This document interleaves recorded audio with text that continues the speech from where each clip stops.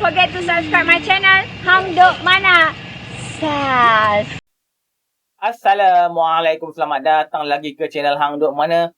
Mari kita dengar ucapan MB Selangor Amiruddin Syahari semasa melancarkan jentera pilihan raya Angkatan Muda Keadilan dan Wanita Keadilan Selangor. Akhir mari kita dengar ucapan beliau. Di akhir nanti kita komen macam biasa. Waktu kita menguruskan peralihan penstrukturan air, masalah penstrukturan air Selangor ni sebenarnya hanya lengkap selengkap-lengkapnya tahun bila?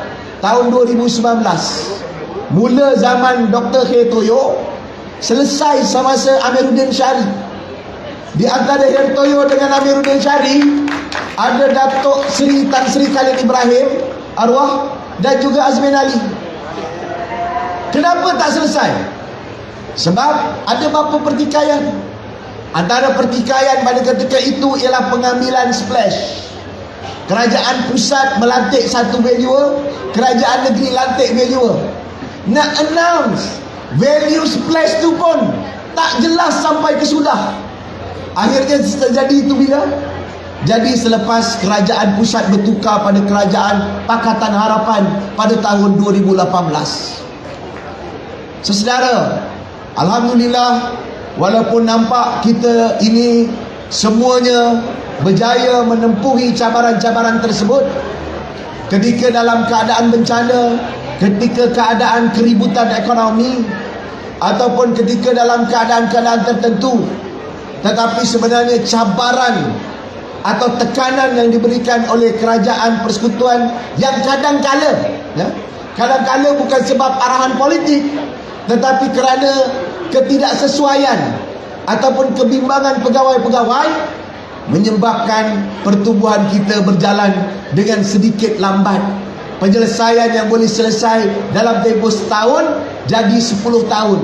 Penyelesaian yang boleh tempoh 6 bulan jadi 7 bulan, 9 bulan, 3 tahun. Inilah sebabnya saya percaya ini masa terbaik untuk Selangor sedikit menikmati kelonggaran dan ketenangan. Walaupun kita hadapi semua ini dengan tenang, walaupun kita hadapi semua ini dengan semangat yang kental, tapi saya percaya rakyat negeri Selangor deserve yang lebih baik. Dan cara mendapatkan lebih baik pada pilihan raya ini, pilihan raya negeri ini, pastikan yang pertama, kestabilan kemakmuran politik dapat dijamin dengan kekalkan Pakatan Harapan dan memberikan kemenangan kepada rakan-rakan kongsi dalam perpaduan ataupun kumpulan perpaduan yang telah ditubuhkan di peringkat Putrajaya.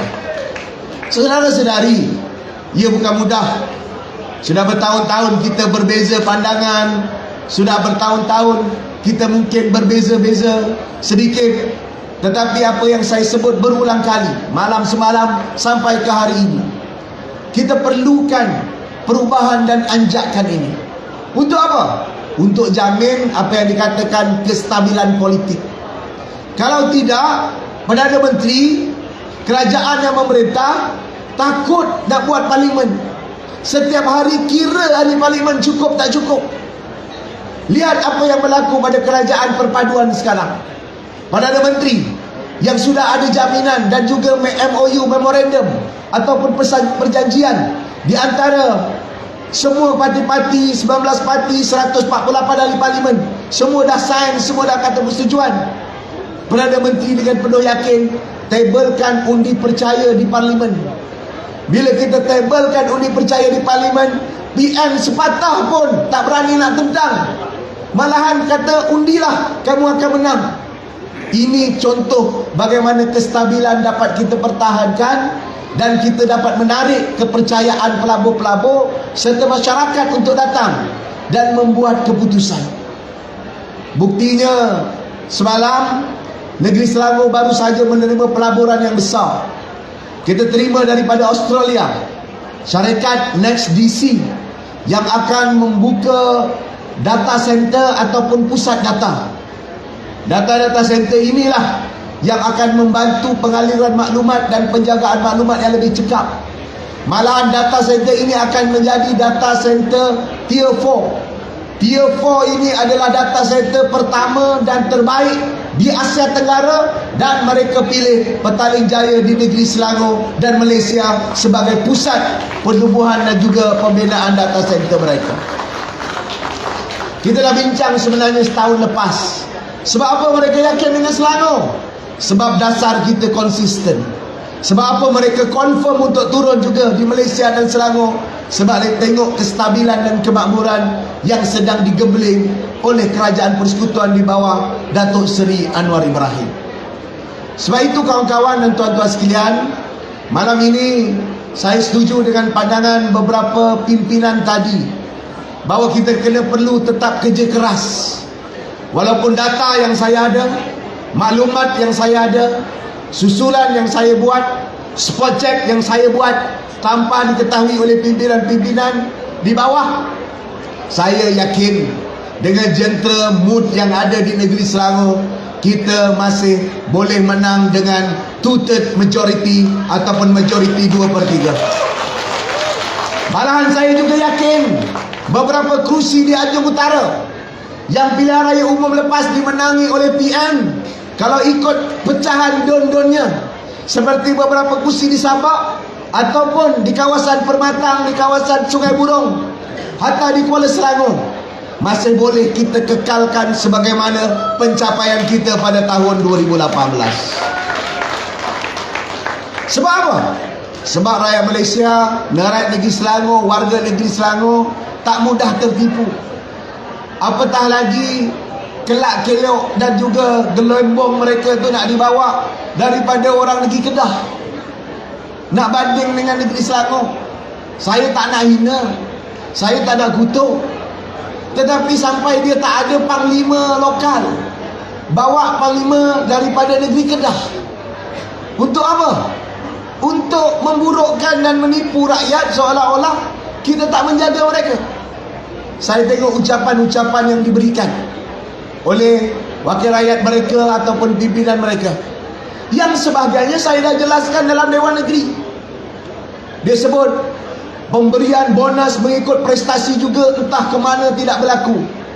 Wah, ni aku nak beritahu ni, kita dah buat 2019 pemberian bonus berdasarkan prestasi. Tapi tahun 2020, 2021 dan 2022 kita tak buat. Kenapa? Kerana masa tu pandemik. Jadi bila pandemik orang susah, kita takkan nak kena hukum orang dan juga nak timbang orang dalam keadaan susah senang macam ni. Kita pun ada hati perut. Cuba kita buat, cuba kita buat. Nanti dia kata tak prihatin dengan penjawat awam. Cuba kita buat. Macam sekarang kerajaan negeri lancarkan kempen besar-besaran untuk menurap jalan seluruh negeri Selangor. Keseluruhan ada 200 lebih batang jalan. Kerajaan PBT saja lebih 122 batang jalan. Panjang kilometernya lebih 190 kilometer seluruh negeri Selangor. Ada pula kata ini nak pilihan raya, hari tu sibuk jalan berlubang, bila kita tampal jalan, ini semua gula-gula pilihan raya. Benda yang kamu nak ni sebenarnya, kamu nak apa? Nak asal boleh attack, asal boleh tentang, asal boleh lawan. Akhirnya dia jadi meludah ke muka mereka sendiri. Ia terbukti ketika dalam sidang parlimen 2-3 hari lepas, bila kerajaan mengambil keputusan, kita ada satu laporan audit. Laporan audit yang mendedahkan beberapa kepincangan pentadbiran. Bermacam-macam alasan mereka.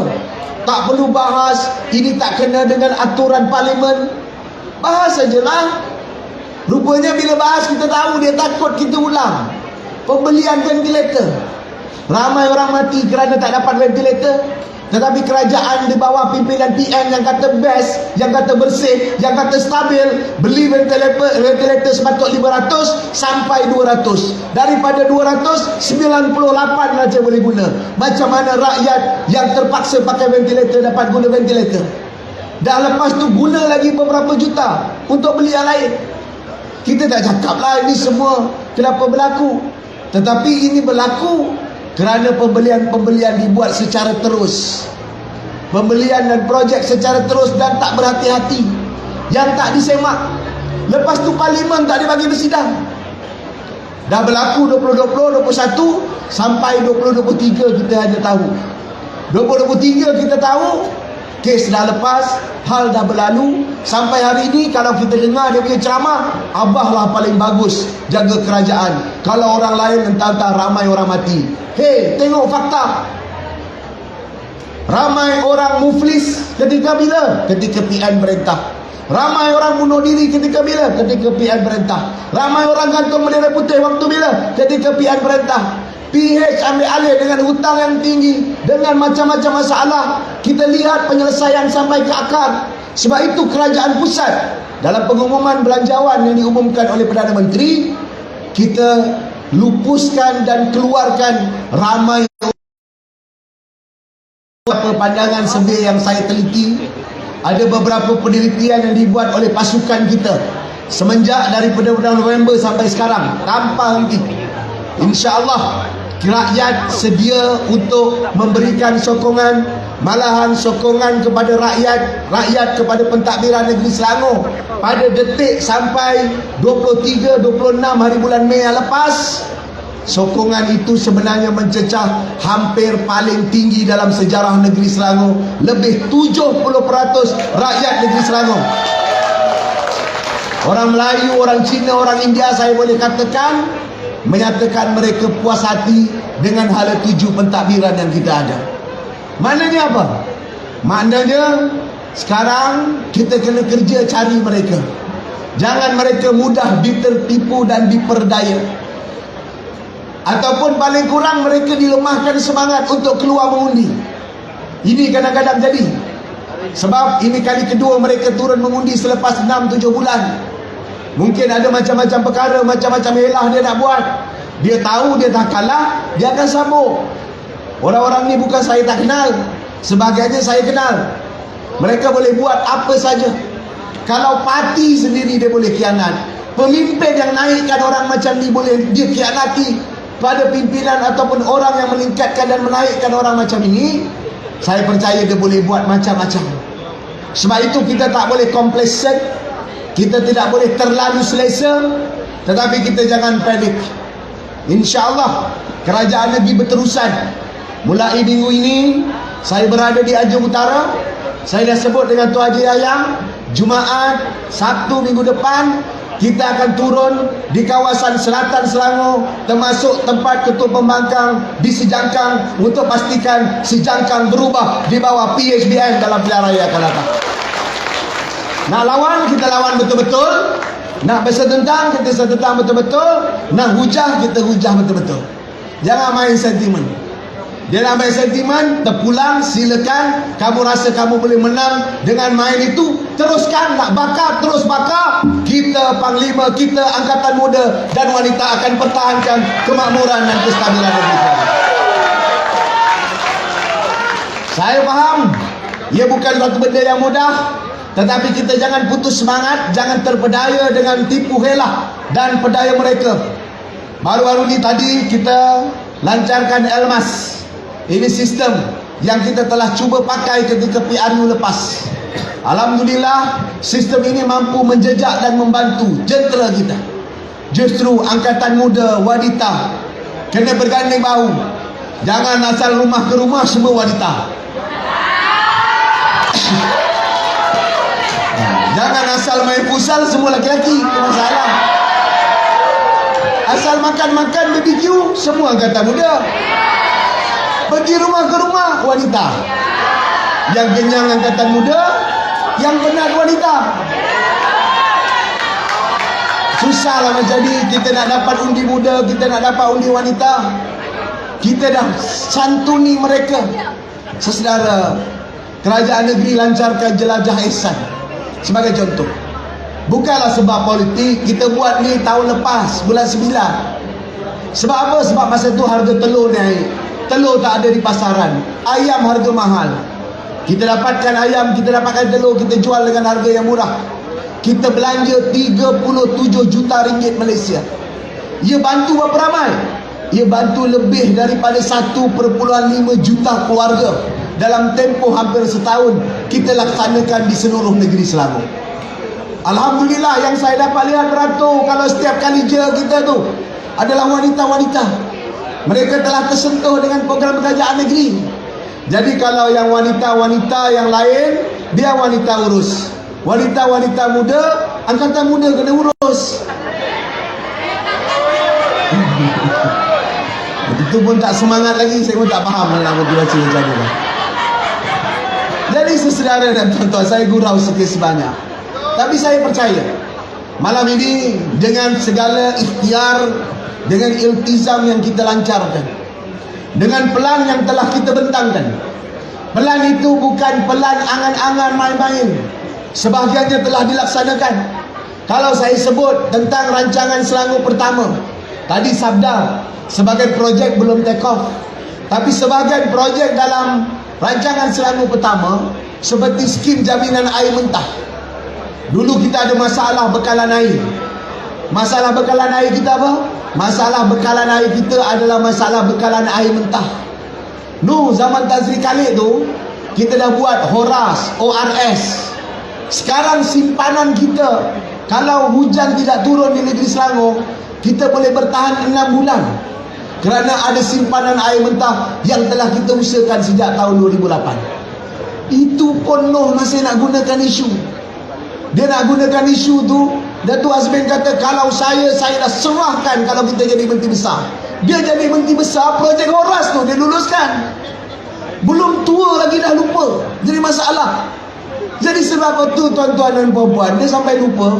Sampai dulu dia berangan nak jadi menteri besar, dah jadi menteri besar. Nak jadi timbalan Perdana Menteri, jadilah timbalan Perdana Menteri tepi sekejap. Dia nak jadi menteri kanan, tak tahu menteri kanan ke menteri kiri. Dah tu pandai-pandai pula dia nak umum bubar. Bubar ni kerja sultan. Nak jadi Perdana Menteri tak dapat, timbalan Perdana Menteri tak dapat, berangan pula nak jadi sultan. Ini susah. Sebab itu saudara dan tuan-tuan yang saya kasih sekalian, sebab itu kita jangan mudah terperangkap dengan permainan-permainan ini. Tetapi kita kena terus kerja. Cara kerja yang paling konvensional, yang paling konservatif, turun rumah ke rumah, cari berapa ramai orang. Selain itu kita manfaatkan sosial media. Kita gunakan TikTok, Twitter, Instagram, YouTube kita.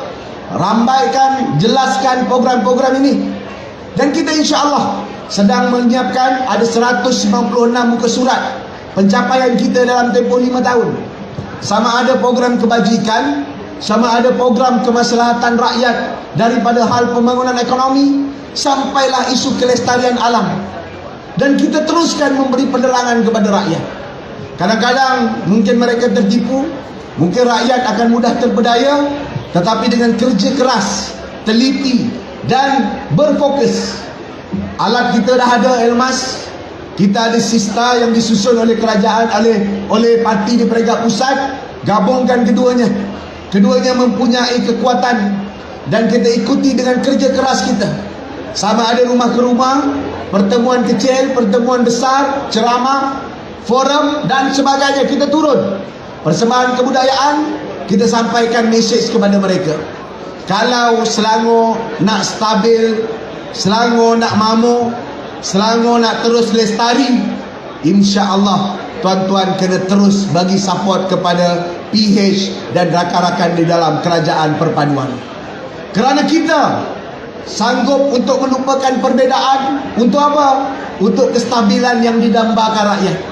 Cukuplah masalah demi masalah yang wujud akibat daripada permainan politik yang tidak bermoral, permainan politik yang tidak bermaruah dilaksanakan oleh mereka. Keluarlah macam-macam alasan, tetapi pengkhianatan yang berlaku telah menyebabkan huru-hara kestabilan politik yang berpanjangan yang hanya dinoktahkan ketika pilihan raya umum ke-15 yang lepas. Sebab itu di negeri Selangor ada peluang pilihan raya negeri ini. Saya minta tuan-tuan tolong beritahu pada semua dan rakyat yang mendengar, kita dah buat yang terbaik. Malahan kita berjaya lepasi cabaran-cabaran. Kita laksanakan program yang tak pernah terimajinasi. Kita beri perlindungan insurans kepada seluruh rakyat negeri. InsyaAllah beberapa hari lagi saya dengan Kak Fadlina akan lancarkan tuition rakyat. Ni PN, PAS, attack, tak ada apa perubahan. Saya bagi tahu satu je mereka dah terduduk dah. Satu saja saya bagi tahu lagi. Yang lain-lain tadi itu saya ingat dia terterak dah. Tapi satu ni saya bagi tahu. Bawah PAS menjadi Exco Pendidikan, kita pernah lancar yang nama program kita tuition rakyat. Kita belanja berapa ketika itu? Kita belanja 4 hingga 6 juta. Berapa ramai penerima manfaat pada ketika itu? Penerima manfaat pada ketika itu adalah sebanyak maksimum 6,000 orang. Maksimum 6,000 orang tu pun masa zaman Nik Nazmi. Nik Nazmi pada penggal sebelum ini, dia jadi Exco Pendidikan. Saya jadi Exco Pendidikan, Menteri Besar. Kita bincang dengan Jabatan Pendidikan, kita lancarkan di peringkat sekolah. Kita buat tahun 2018. Nasib baiklah dah tukar kerajaan pusat. Dia tak berani nak tukar sebab impaknya besar. Sebab apa dia takut? Sebab daripada hanya 6,000 orang pada tahun 2008, 2009 sampai 2018, sekarang tahun 2023, tuan-tuan nak tahu berapa ramai anak-anak kita yang dapat tuition percuma? Siapa mereka ini? Mereka ini B40 yang tak ada duit untuk bayar untuk bayar duit tuition. Mereka ini mungkin hampir gagal kerana keputusan tak cemerlang, ada masalah keluarga, ada masalah rakan sebaya. Ini semua kita kumpulkan dan beri tuition percuma. Daripada 6,000 orang zaman PAS jadi Exco, kita dah naikkan sekarang penerimanya 60,000 orang, 10 kali ganda penerima tuition rakyat. Lepas dah dapat tuition rakyat ni, ada mak bapak pula merungut saya. Anak-anak mereka terpaksa tunggu sampai petang. Mak bapak pula kena tambah duit. Tak apalah, saya dah bincang dengan MBI. Kita peruntukkan dan susun balik peruntukan tersebut. Alhamdulillah, bukan saja 60,000 orang ini dapat tuition percuma yang digerakkan oleh kerajaan negeri dan Jabatan Pendidikan, mereka juga dapat makan tengah hari, tiap-tiap hari tuition yang ditaja oleh pihak kerajaan negeri. Jadi kalau benda ni lah yang saya sebut, dia kata nak Selangor baru tang mana, nak patah balik 6,000 orang. Tadi air, projek sejam kita. Bukan saya nak launch saja, dah berjalan dah 40% di Bukit Badung. Dah berjalan dah dekat 50% di Semenyih.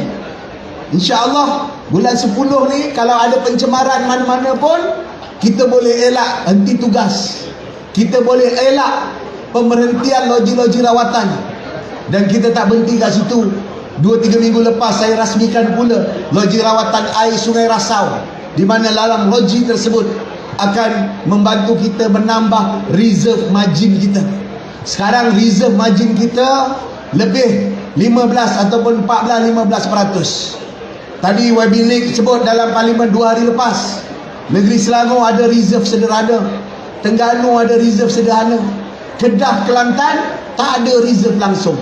Jadi kalau Selangor baru yang mereka nak bawa, maknanya kalau ikut contoh Kedah, daripada reserve sederhana jadi reserve kosong. Ini yang jadi masalah. Dulu non-revenue water, air yang tidak terhitung, bocor sana bocor sini. Kita ambil alih tahun 2014-2015, non-revenue water kita 36%. Tahun lepas kerajaan negeri Selangor dapat 100 juta daripada kerajaan persekutuan. Sebab apa? Sebab kita satu-satunya negeri di Malaysia yang berjaya mengurangkan reserve margin bawah 28-27%. Bukan reserve margin, non-revenue water ataupun air tidak terhitung. Sebab itu saudara dan tuan-tuan sekalian, cara mereka propaganda, bakar semangat, tak gunakan fakta, kelak-kelik tipu sana tipu sini. Kita ada fakta, kita ada senjata, kita ada alat untuk menyusun. Tinggal ikhtiar dan upaya dan kederat kita lah yang akan menentukan kemenangan. Sebab itu malam ini saya berharap agar angkatan muda, wanita bertekad di pihak keadilan, kita kumpulkan kekuatan bersama dengan rakan-rakan Pakatan Harapan, dan kita gabung dengan rakan-rakan kongsi kita yang lain daripada BN dan juga parti-parti yang lain untuk kita buat satu gelombang. Mereka nak bawa gelombang hijau, warna Selangor adalah warna merah kuning. Dan malam ini secara rasmi kita gerakkan satu arus, kita gerakkan satu gelombang rakyat menerima menolak hijau, menerima merah kuning dengan arus merah kuning kita Selangor untuk kestabilan, kemakmuran dan kemaslahatan rakyat negeri Selangor. Okey, tuan-tuan, komen saya lah pada kita yang duduk di Selangor ni. Takkan kita nak ubah Selangor je macam Kelantan, tak ada air, tidak maju, berkekurangan. Yang hanya cakap kononnya nak laksana Islam. Tapi masa kita pun tahu masa mereka laksana pas memerintah Malaysia, ada kuasa jadi menteri, kita pun tahu ada U35 ke apa ke, tak ada pun dia orang betul-betul sungguh nak laksanakan. Pokoklah dia masa dia orang merintah 3 bulan tu nak buat betul-betul, buat demonstrasi supaya cepat-cepat ada kat RU35. So kita tahu ini hanya omong kosong saja. So kita jangan harap, kita harap kita takkan nak ubah Selangor jadi jadi macam Kelantan. Habis kita penduduk Selangor ni. Okey, mari kita terus menyokong kerajaan perpaduan di bawah pihak Anwar Ibrahim. Jumpa lagi. Assalamualaikum.